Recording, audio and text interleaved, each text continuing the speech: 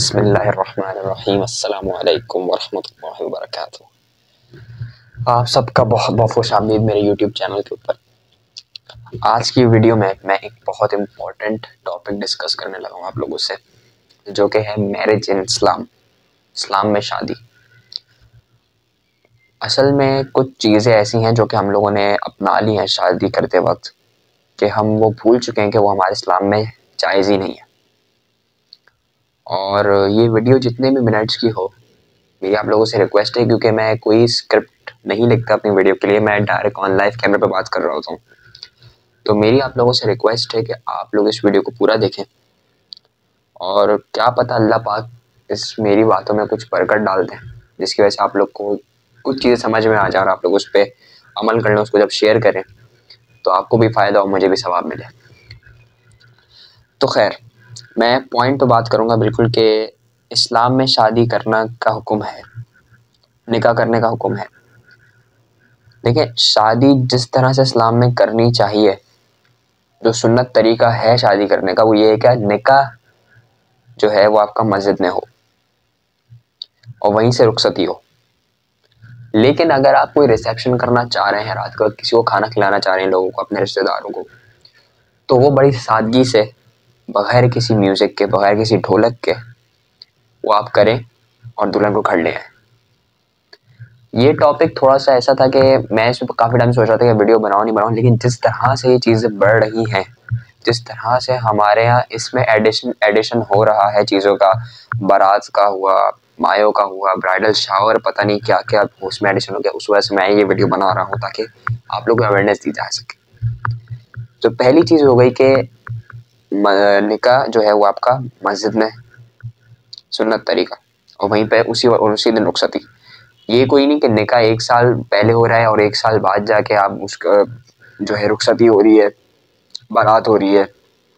बारात का तो कोई कॉन्सेप्ट ही नहीं है इस्लाम के अंदर। निकाह के बाद जो डायरेक्ट कॉन्सेप्ट है वो है वलीमे का। वलीमा करना सुन्नत है, और वलीमा जिस तरह से अब होता है, म्यूजिक के साथ, गानों के साथ, ढोलक के साथ, बड़े बड़े शो ऑफ्स के साथ, उस तरह से वलीमा नहीं है। वलीमा बहुत सिंपल सा है कि आप लोगों को खाना खिलाएं।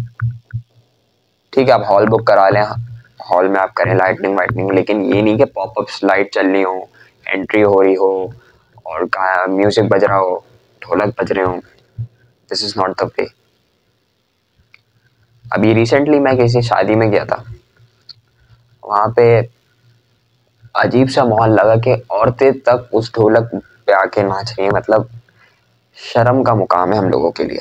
हम अपने आप को मुसलमान बोलते हैं हम लोग, क्योंकि हम मुसलमान घरानों में पैदा हुए हैं, लेकिन हमसे बेहतर जो मुसलमान है ना, वो नॉन मुस्लिम कंट्रीज के।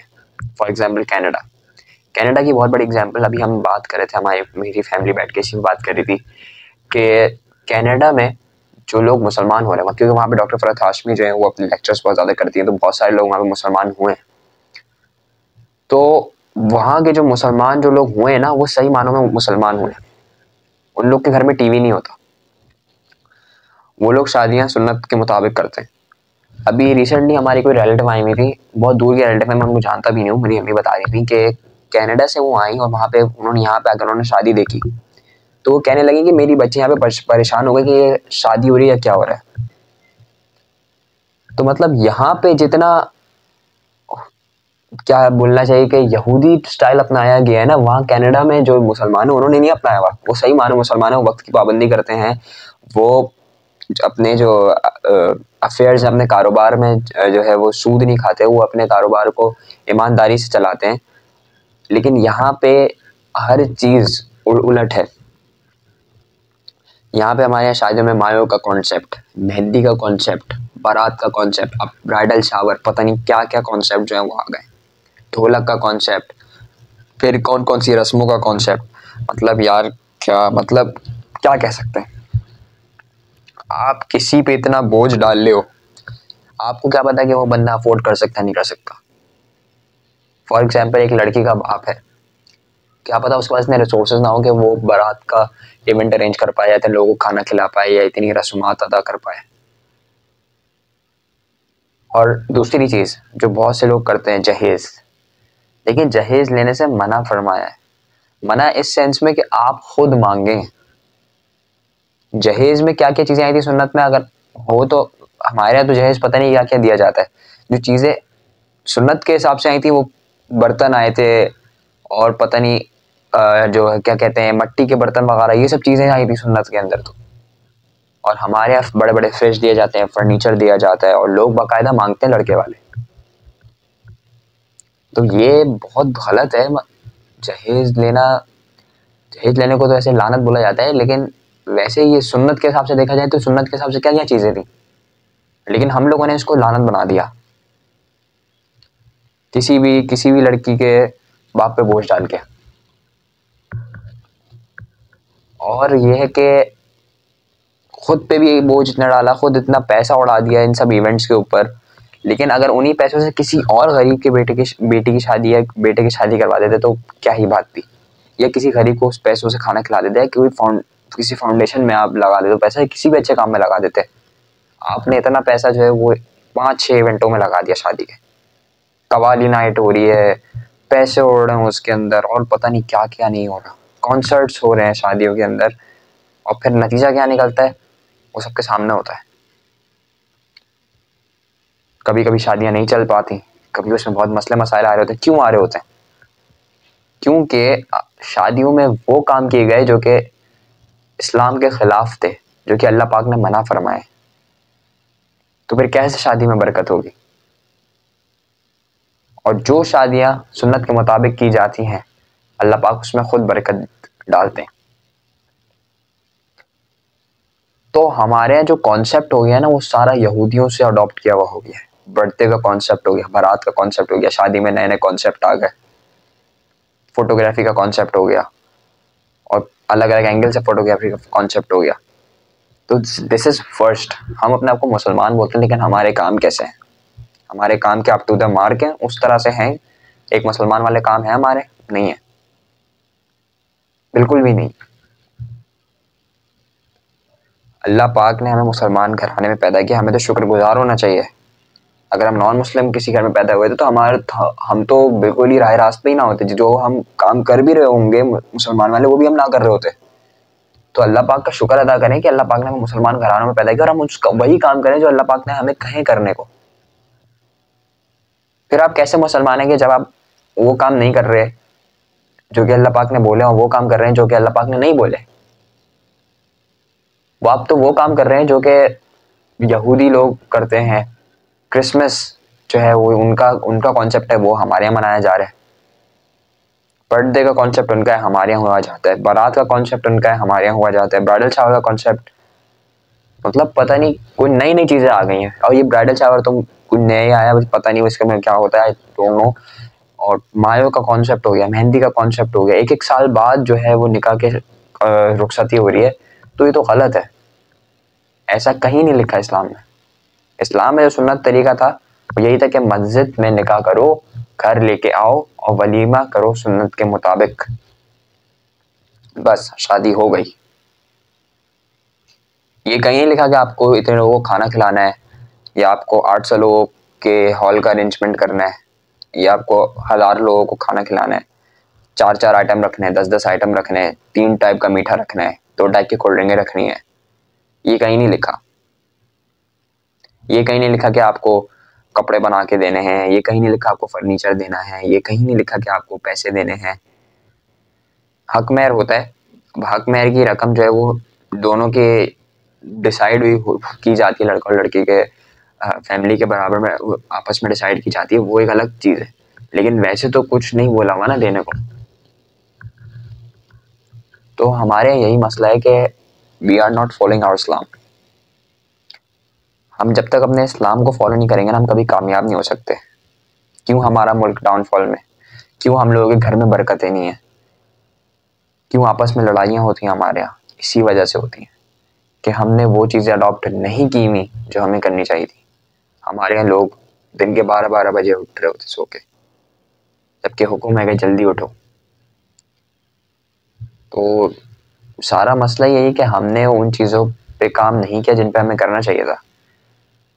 जो नॉन मुस्लिम है, और मैं वैसे जो नॉन मुस्लिम है, non Muslim for example New Zealand, England आप देख लें, उन लोगों ने वो वाले काम अपनाए हैं जो कि मुसलमान के होते हैं। बस एक ये ख्वाहिश है कि वो भी मुसलमान हो जाए, लेकिन वो लोग मुसलमान नहीं, लेकिन उनके सारे काम वो हैं जो एक मुसलमान में होने चाहिए।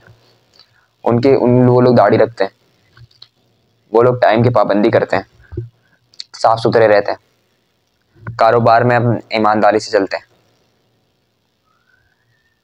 लेकिन बस ये है कि वो लोग मुसलमान नहीं है। हम लोग मुसलमान है क्योंकि हम मुसलमान घराने में पैदा हुए, लेकिन हमारे काम ऐसे नहीं है। हमने सारे काम यहूदियों वाले अपनाए हैं।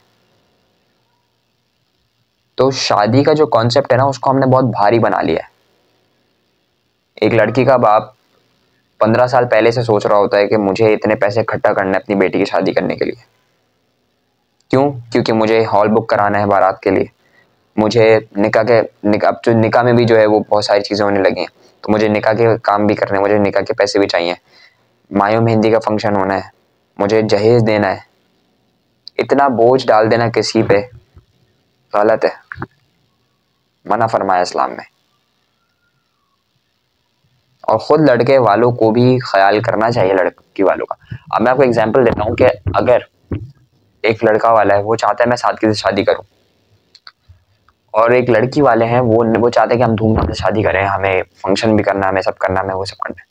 तो उनसे बात की जाए कि देखें इस्लाम में ऐसा है और हम ऐसा नहीं कर सकते, हमारा इस्लाम इजाज़त नहीं देता। अगर वो लोग अच्छे लेकिन वो इस बात पे राजी नहीं हो रहे, तो आप उनसे इतना कह सकते हैं कि ठीक है, जो आप करना वो आप करें, जो हमें करना वो हम करेंगे।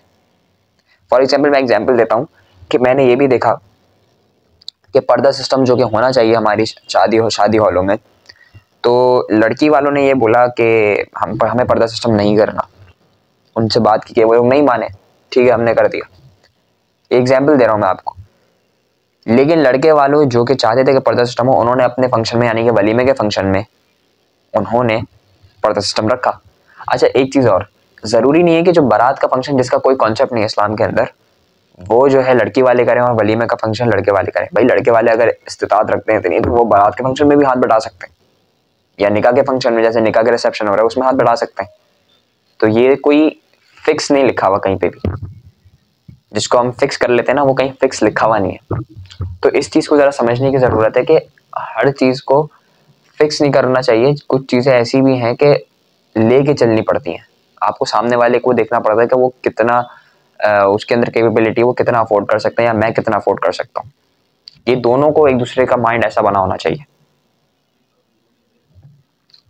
और आखिरी में यही कहूँगा कि हम मुसलमानों को चाहिए कि हम अपने आप को मुसलमान बनाएं। हम वो चीज़ें फॉलो करें जो कि एक मुसलमान के अंदर होनी चाहिए। और वो माँ बाप जो कि अपने बच्चों की शादी तो बड़े धूमधाम से करते हैं, वो ज़रा सोचें कि मैं इतना पैसा लगा रहा हूँ उस पर, क्या मुझे इस्लाम में बोला गया है या इस्लाम में ऐसा कहीं लिखा है, या ये पैसे का क्या फ़ायदा होगा।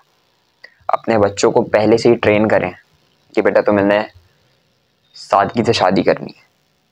उनका जब तक माइंड नहीं बना होगा ना कि सादगी से शादी करनी है मुझे, शुरू से ही, बचपन से ही, तो वो आगे जाके भी जो है वो वही धूमधाम से करेगा, उसी तरह से करेगा जो कि इस्लाम में जायज़ नहीं है। तो जब तक पेरेंट्स ही माइंड नहीं बनाएंगे अपने बच्चों का, तो फिर तो बड़ी मुश्किल हो जाएगी। और नमाज की भी अगर बात की जाए, तो नमाज में भी देखें यही होता है कि पेरेंट्स जो हैं वो अपने बच्चों का बचपन से ही, जब से वो पैदा होते हैं उसके बाद से ही उनका माइंड जो उस तरफ लेके जाते हैं नमाज की तरफ। अगर वो शुरू से ही उनको मोबाइल की तरफ ले जाएंगे, उनको बाकी फंक्शंस की तरफ ले जाएंगे, उनको उस तरह की पिक्चर्स खिंचवाने की तरफ ले जाएंगे, या जो वैसे काम जो कि नहीं करने चाहिए मुसलमान को उस तरफ ले जाएंगे, तो फिर तो वो बड़े होके भी उसी तरह बनेंगे और उससे भी ज़्यादा वर्स्ट बनेंगे। मतलब उनको कोई मुसलमान नहीं कहेगा। तो ये शुरू से ही माइंड बनना चाहिए किसी भी इस्लामी घर के अंदर कि जो मुसलमान का घर है उसके अंदर ये पहले से ही माइंड बनना चाहिए कि आपको नमाज शुरू से पढ़नी है, 5 वक्त की पढ़नी है, आपको शादी जो है वो सादगी से करनी है, आपको कुरान की तिलावत करनी है, आपको इस्लामिक प्रिंसिपल्स के ऊपर काम करना है। तो जब तक ये माइंड नहीं बना होगा तब तक कोई फ़ायदा नहीं है।